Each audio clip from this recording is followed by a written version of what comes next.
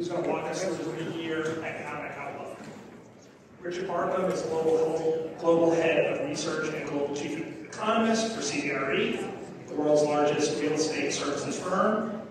He's a chartered surveyor, counselor of real estate, holds a PhD in economics. He has many other accolades and accomplishments, but he told me to spare Doodle on the list so they can jump right into his insights. So with that, please welcome Richard.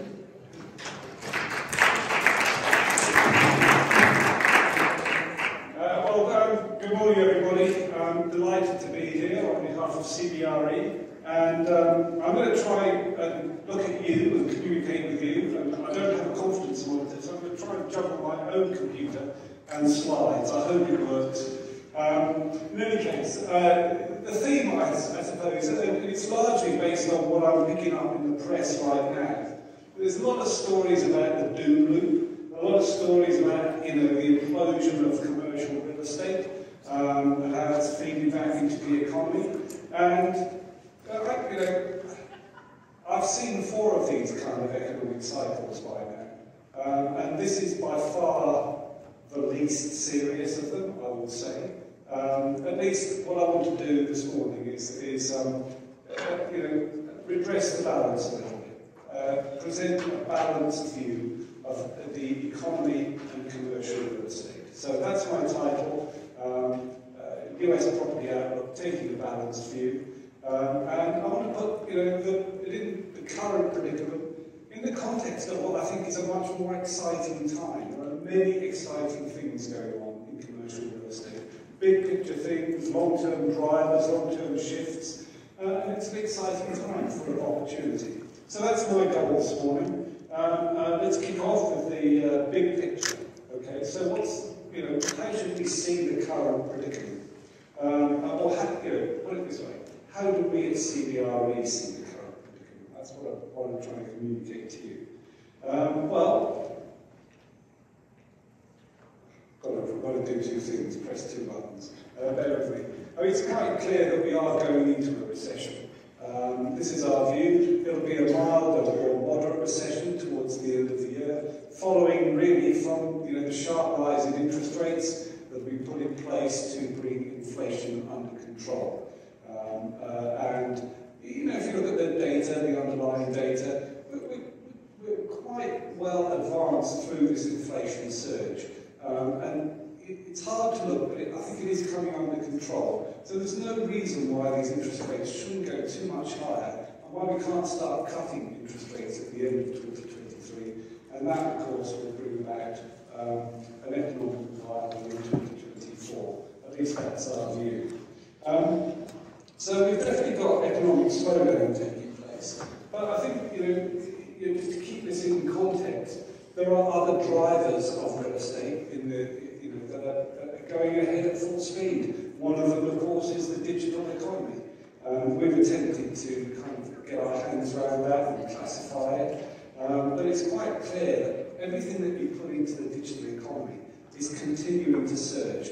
And that is, it's not entirely comfortable for real estate because it changes usage patterns, but it is positive for real estate. It creates real estate opportunity. Next thing I want to just highlight before we get into the detail on commercial real estate, demographic trends. And we can analyse this out in a lot of detail, but I just want to point out, according to the government population projections, population between 2020 and 2040 likely to increase by 12%. Okay? And a lot of that will come from immigration. But my point here is that people, and it's the people in the earning categories, or the income generating categories, they create demand for real estate. So from a digital perspective, from a demographic perspective, even though we're going into a recession, we've still got these fundamental drivers of demand for real estate. And one final thing, just before I conclude this introductory section. As I said, I've been through 4 of these cycles now, and I've been through the late 80s cycle. I've been through kind of the Great Financial Crisis, and I know what it's like to go into a cycle when there is a wall of real estate development heading for the marketplace. And we're just not in that situation right now.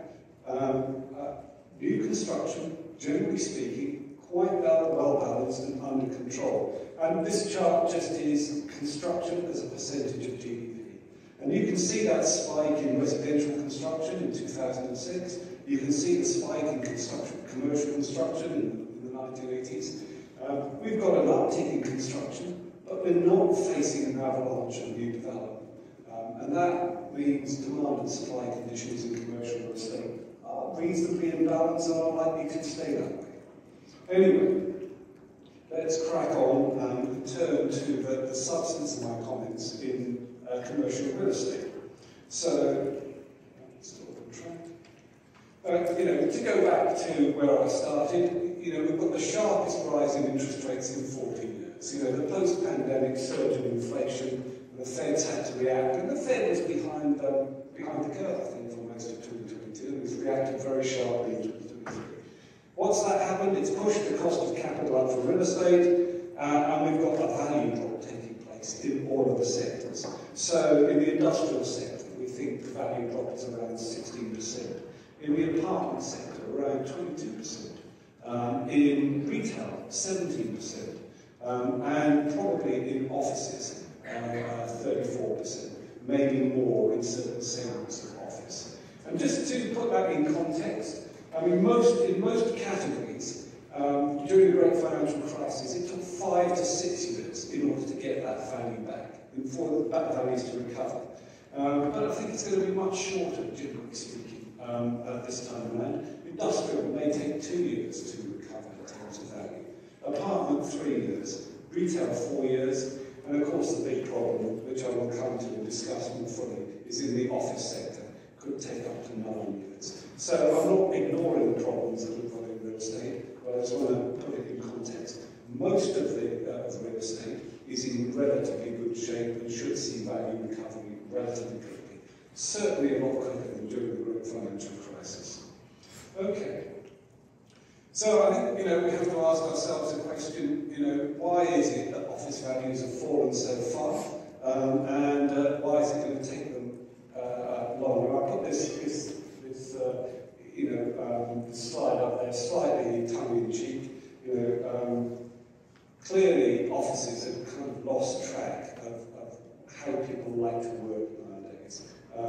Just in the same way that retail did 10 or 15 years ago, people don't want to go into these vast acreages of kind of brown, beige cubicles. The world has changed. Offices haven't kept pace. And I think this, if you want to answer the question quickly, why office values have fallen so far, this image does it for you. But let's just be a little bit more analytical about this. This is vacancy in the US office sector, going back to the late 1980s. We've got vacancy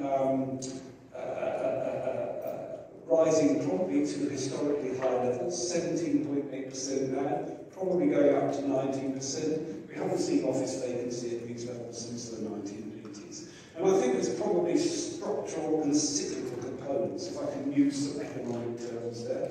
The structural component is obviously the shift to remote working, the less intense usage of the office sector.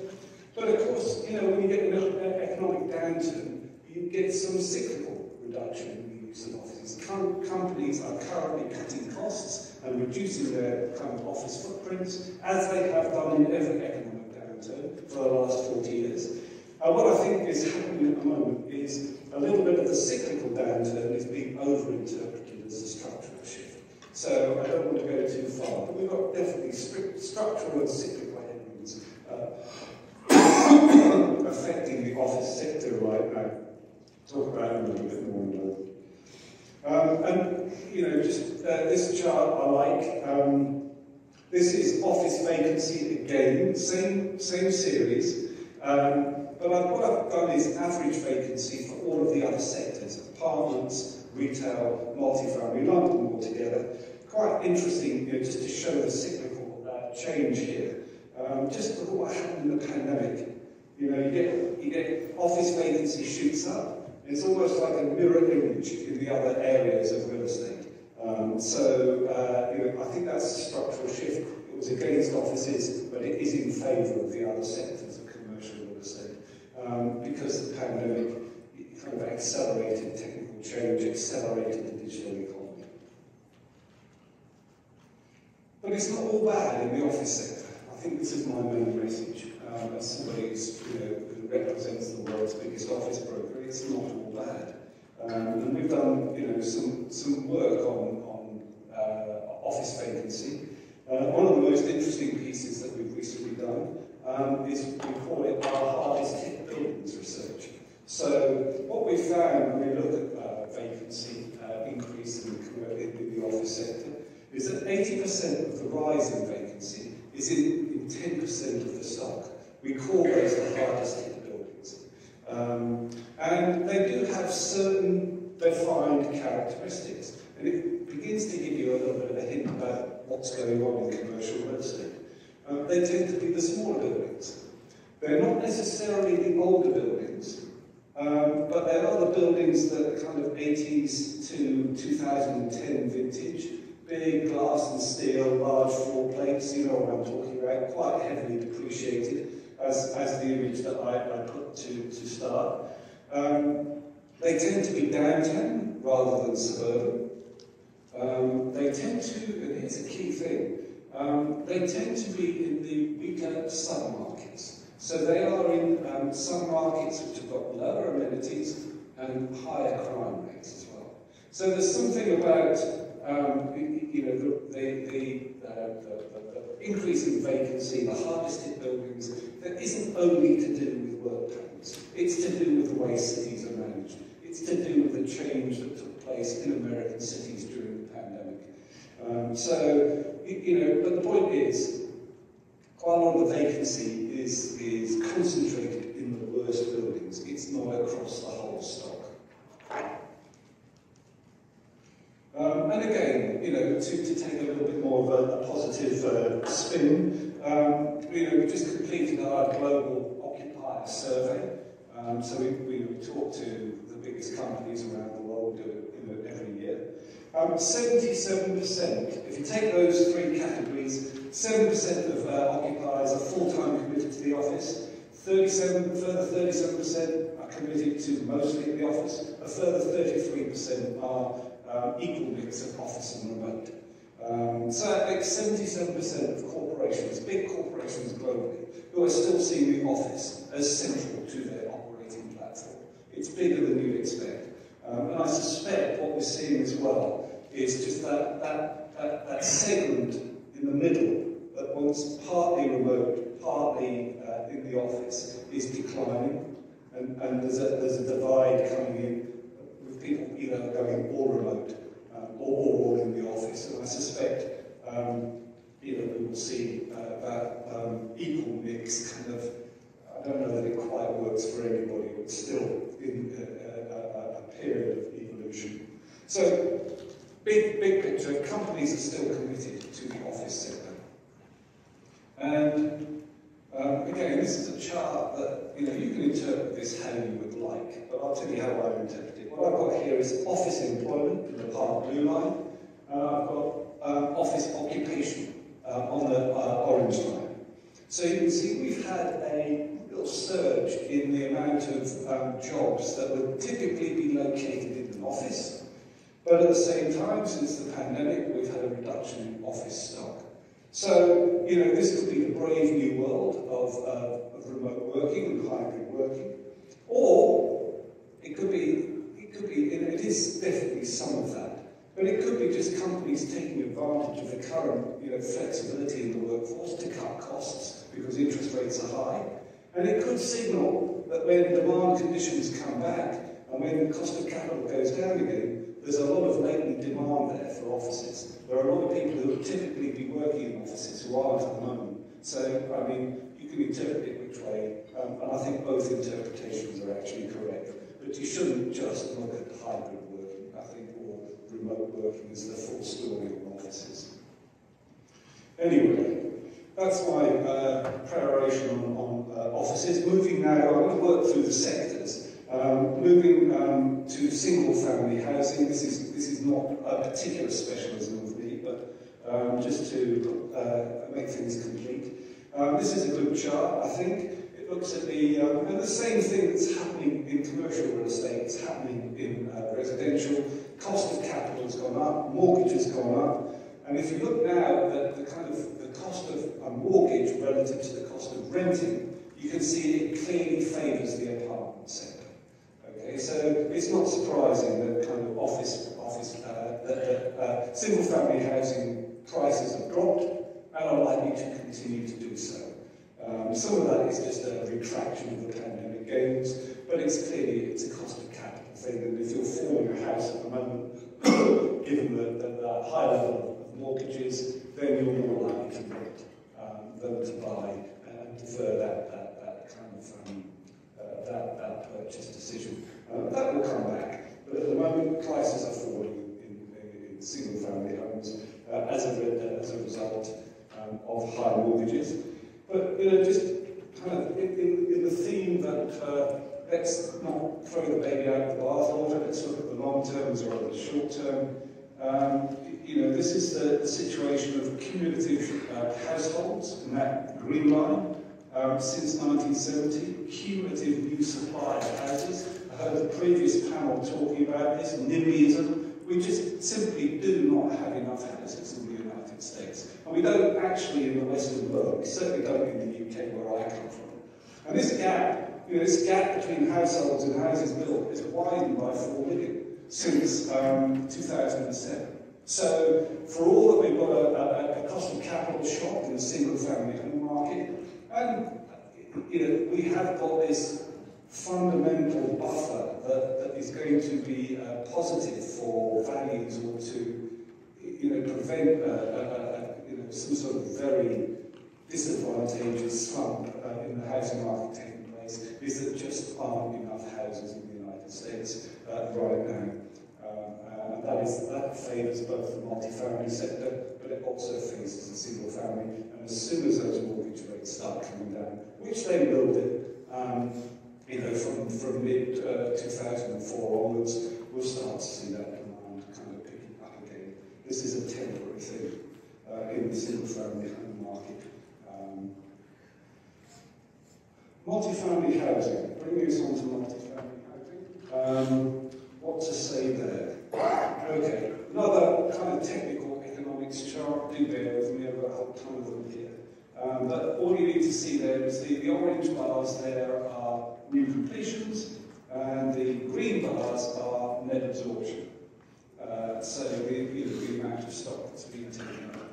And during the pandemic, we had this kind of surge in net absorption. Based on low interest rates, based on government stimulus, it was well ahead of the amount of supply, even in the multifamily sector.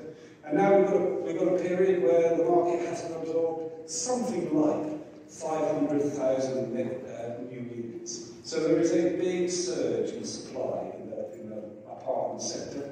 And that's going to bring rental value growth not down to negative numbers. I heard that was discussed on the panel. But in some markets, maybe down to zero. Is that a bad thing? Absolutely not. It's a completely good thing. We need more housing, we need more units. 500,000 units delivering in the next 12 months is absolutely good. And I will just bring this piece of evidence here. This was, along the bottom there, I've got different markets. You can have these slides afterwards. I've shaded the Sunbelt markets, but this was rental growth in multifamily between Q4 2019 and Q4 2022. The average was 24%. Absolutely insane. It's no good to anybody, even people who own multifamily apartments, because it attracts adverse legislation like rent control. I heard that discussed in the panel earlier. And it's just, it impedes the proper functioning of the market. So the fact that we've got a surge in supply and a reduction in net absorption for the next couple of years, I've seen it described as highly problematic. From a longer term, even a medium-term perspective, from a social perspective, it's entirely a good thing. We need more supply going forward. So that's the sector. And we will see moderation in rents. We may even see falling rents in certain markets as well. But it is not a debacle. It is not a cataclysm. It is not the sector collapsing. It's actually a thoroughly good thing for the overall functioning of commercial real estate and US society. Moving on to industrial and statistics. It's a similar sort of story there. We've got, I think, 700 million square feet of new supply coming online. Following a long period when net absorption was greater than new supply, we've now got a period of maybe a year where you've got new supply, new buildings being completed and not being let. In one sense, shock horror for commercial real estate.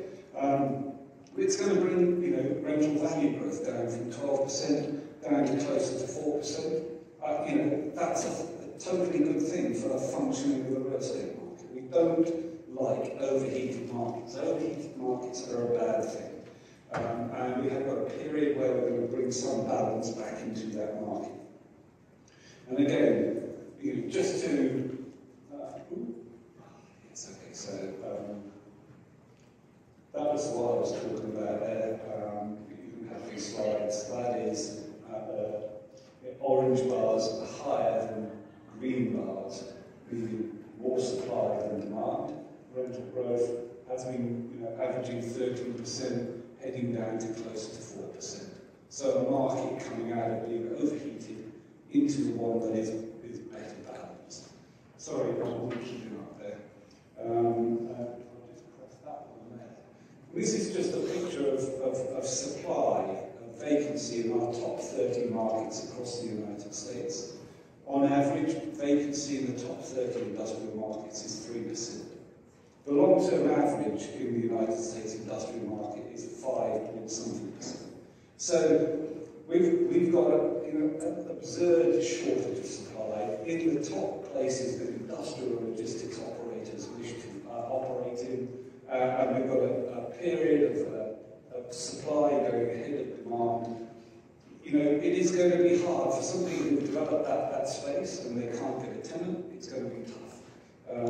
Is it tough for the overall market? No, it's a totally good thing. It's a step in the right direction of bringing the market into balance. So,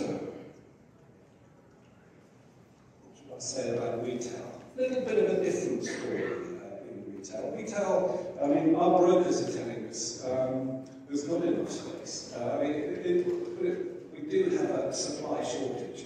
And our brokers are telling us, that retailers can't find enough space to accommodate their expansion plans. But in the case of retail, again, what we've got here is a situation, certainly since the kind of early 2010s, but certainly since 2014, we haven't built any retail space. So we've had a period where net absorption of retail space has been relatively low. It picked up during the pandemic period, and it's still running quite high.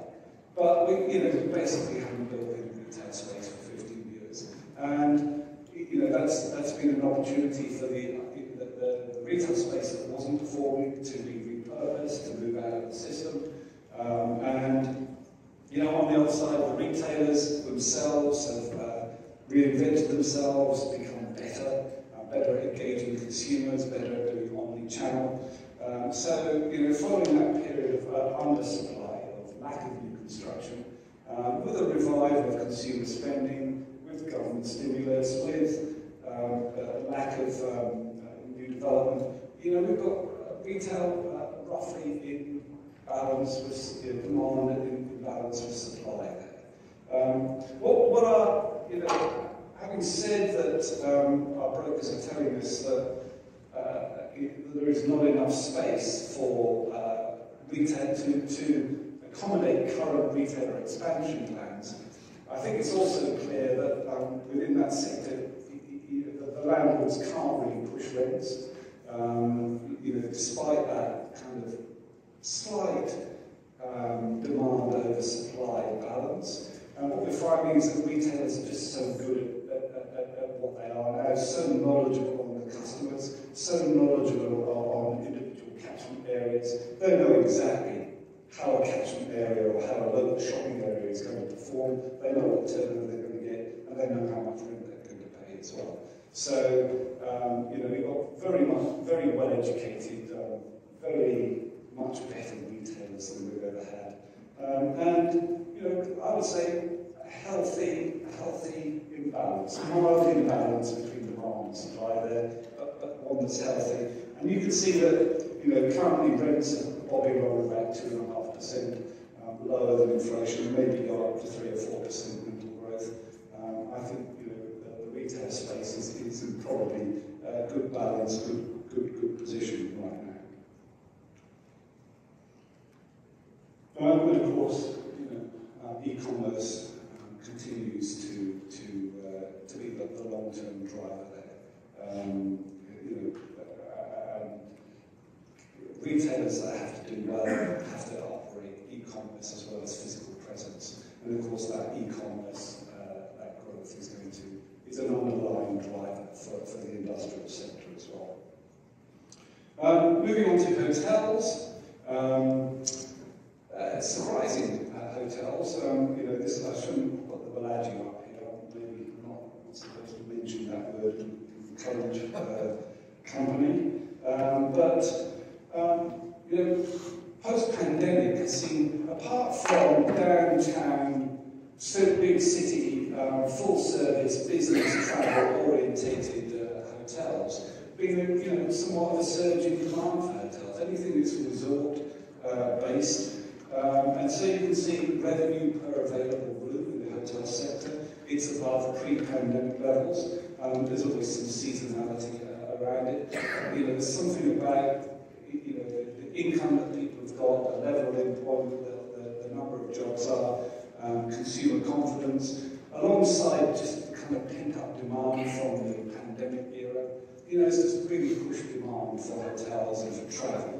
The green mountain there and then the little foothill at the bottom, that's the supply side. So we've got this kind of recovery in demand for hotels, but a very, very restricted supply side as well. So probably a good balance of demand for hotels relative to supply. And I'll just bring a little bit of a demographic in there. The two key age groups that are kind of really big travel orientated. The population aged 55 to 70, the retirees, and then the millennials 25 to 35. The last 10 years has seen a big surge in both of those groups. So I think now that economic conditions, at least employment conditions, are pretty good. We've got the pandemic. I just think the surge in demand for travel is going to continue. It's going to be very favourable for the hotel sector going forward. That's based on demographics. Okay, so I presented a reasonably positive picture of commercial real estate. I just want to talk about the problems.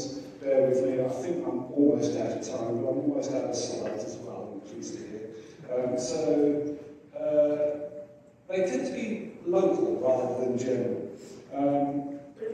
For instance, I talked about the 600,000 units in multifamily that are coming online. I think I would be remiss if I didn't say they're not evenly distributed around the United States. You can see I've highlighted the Sunbelt cities, they're the orangey bars there, I hope you can see that. So there's a little bit of excess supply, both in New York, but also in the Sunbelt cities. So you are going to see certain cities kind of struggling to absorb the apartments that they've built. But I suspect, given the population trends of the United States, the movement to the Sunbelt, this is a situation that might exist for 12, 18, 24 months, but it's not going to exist forever.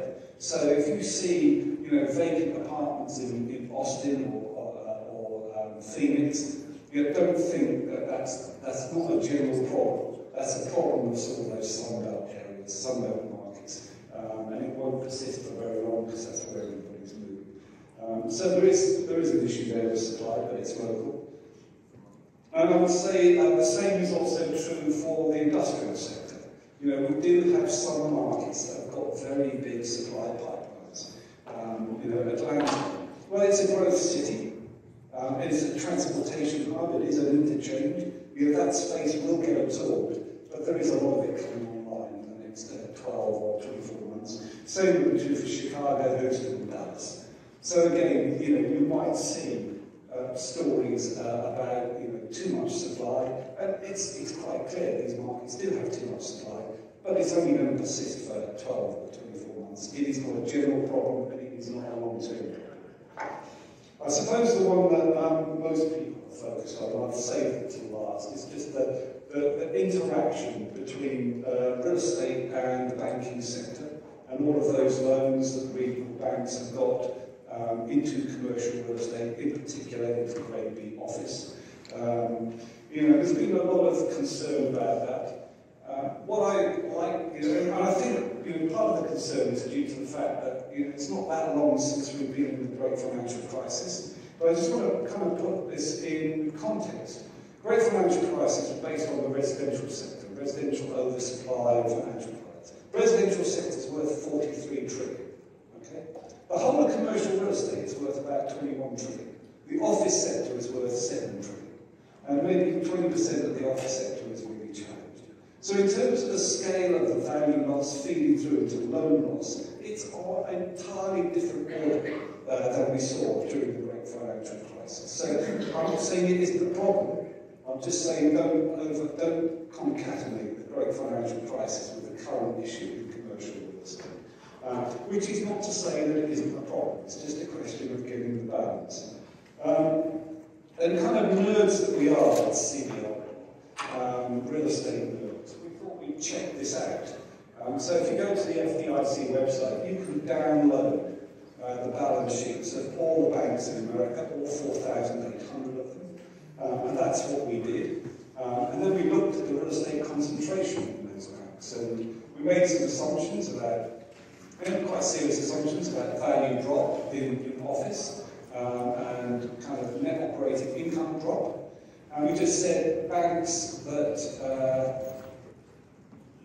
where the value drop was big enough to eliminate Tier 1 capital. Don't let's get into Tier 1 capital, it's just liquid assets that banks have. Or, where loans can't meet an interest cover ratio of at least 1, the loan is worth nothing. So it's a bit of an extreme assumption. Anyway, we stressed out the whole banking system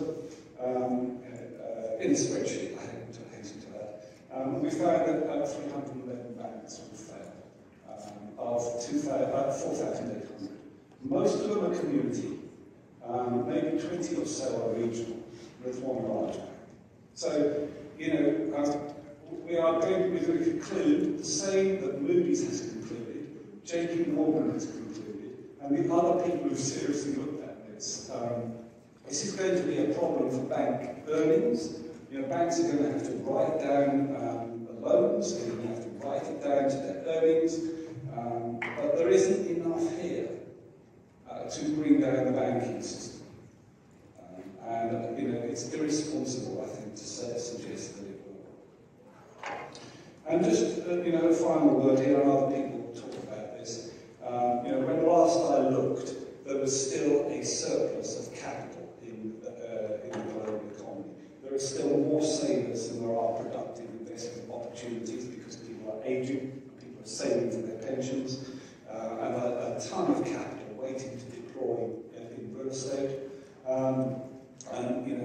The other thing, whilst we've had all this negative publicity about loans going bad, the other trend in commercial real estate is debt funds being set up.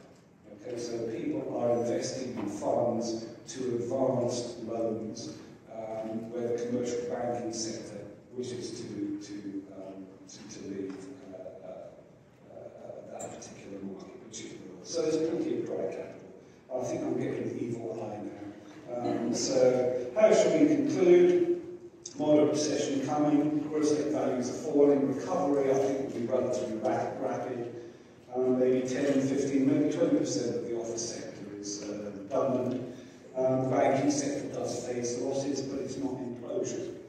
And multifamily, hotel, industrial have substantive long-term tailwinds, as does the residential sector, senior housing, data centres, life sciences, gaming and sports. So there are a lot of tailwinds there that we shouldn't lose sight of, even as we go into this economic downturn. Anyway, I hope you found that useful. I'll disappear myself now.